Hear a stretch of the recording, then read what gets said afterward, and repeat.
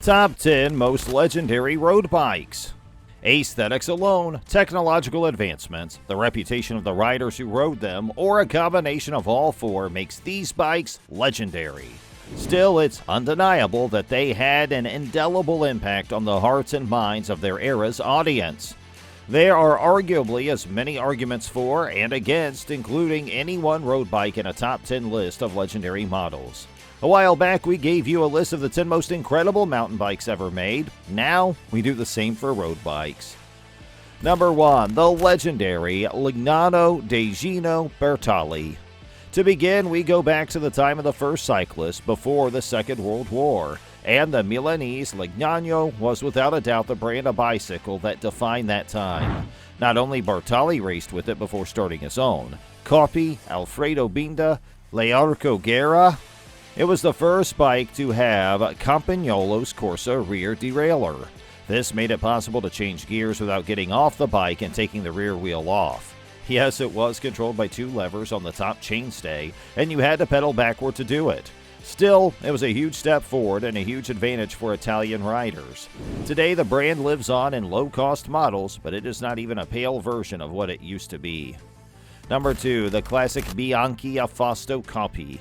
Since the 1946 Giro d'Italia, which solidified the rivalry between Coppi and Bartali, the public's mind has associated the lovely light blue color of this bike with the Campionissimo.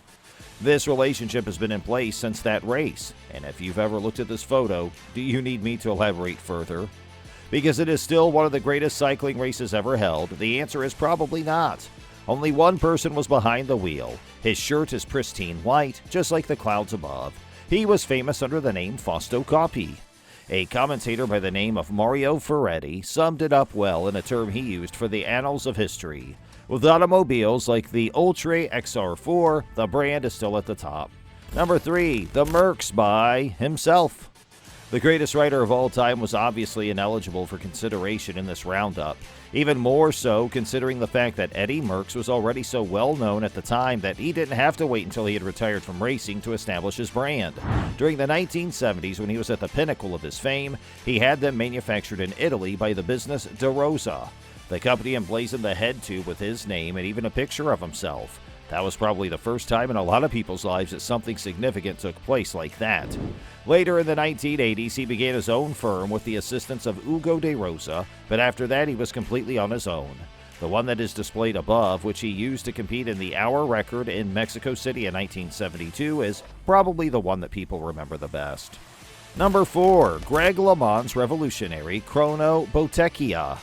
In 1989, Greg LeMond won the Tour de France by 8 seconds over Laurent Fignon in the final time trial.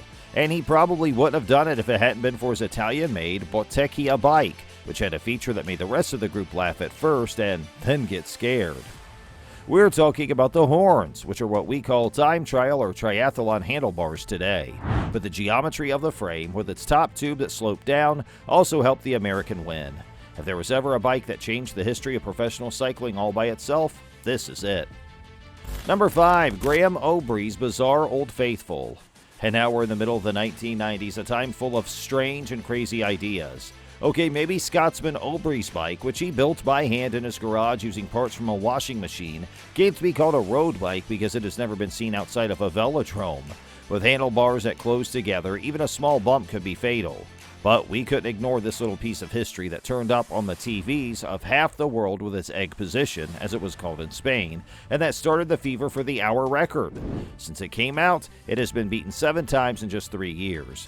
Before that, no one had been able to beat it in the 10 years before. No other bike can beat it as an example of what a person's creativity alone can do. Number 6, Miguel Indurain's Pinarello Sword. It is probably the most well-known bike in history, and most Spaniards know how to call it by its name. Even though Indurain only used the sword a few times, it became a part of popular culture. It was aerodynamic and a work of art that looked like it was made in the 90s. The Navarrese rider, on the other hand, liked his old one better. This didn't stop him from doing great things with it, like setting the hour record in 1994 and winning the first of 2 time trials in the 1995 Tour. Number 7, Mario Cipollini's customizable Cannondale. Today it seems normal for the leader of the Tour, La Vuelta, the Giro, or even the leader of the Regularity or the Mountains to have a special bike made in the color of the jersey. But the truth is that this wasn't done until Cipollini and Cannondale came up with the idea in 1997. The Lion King got a few fines for that and for changing the color of his bib shorts. But it was worth it. So much so that the American bike maker, who had never been heard of in Europe, started to become a name that all sports fans knew. Maybe not in other ways, but Il Bello Mario was always 3 steps ahead of his peers in terms of style. Number 8, the crazy Bianchi of Johan Museeuw and company at Roubaix. Once again, the absence of regulations and inventiveness. In 1994, Johan Museeuw competed in the Paris-Roubaix bicycle race with a road bike equipped with full suspension, just like a mountain bike. Did he find that it helped him? No, it was not successful, but over time it has acquired the stature of a myth. Bianchi, by the way, did not give up, and the next year he made another model for the classicist Stefano Zanini that was very similar to the previous one but had certain differences. Although he didn't win any of them, the bikes he rode will go down in history as some of the most unique and intriguing bikes that have ever been seen in the professional peloton. It would be appropriate to refer to them as cult bikes. Number 9, Lance Armstrong's Carbon Trek.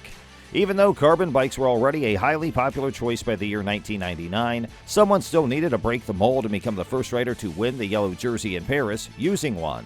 That particular individual was the American Lance Armstrong, and the bicycle in question was a Trek 5500 OCLV.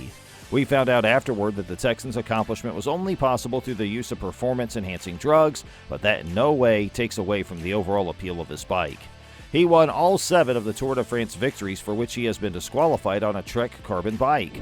Also, except for Oscar Pereiro in 2006, this material has not been taken from the top step of the podium since it was introduced. The rule of carbon also does not appear to be coming to an end very soon. Number 10, the lightning-fast Specialized Ving from almost all the best sprinters of the last decade. Mark Cavendish has used it extensively, and it has helped him win a lot of races. Peter Sagan and his 3 victories in the World Road Championships. Additionally, Tom Boonen and Marcel Kittel have used it in their racing. The list of sprinters that have competed on the Specialized S-Works Ving is nearly limitless. And, as if all that weren't enough, it was the first vehicle to win a race at the highest level using disc brakes. The manufacturer, Specialized, claims that it is the quickest bike in the world, and when you consider the athletes who have ridden it, it's not difficult to believe them. It may not be very media-friendly right now, but it has a good chance of being as famous as the bicycles that we've discussed in today's video. So guys, which bike did you like the best? Please let us know in the comments section below. And I think that's going to do it for today's video. Hey guys, we hope you enjoyed our video, and we'll see you soon in the next one. So in the meantime, please make sure you hit that subscribe button and check out our channel to get more great stuff, and don't forget to like and share. And have a great day.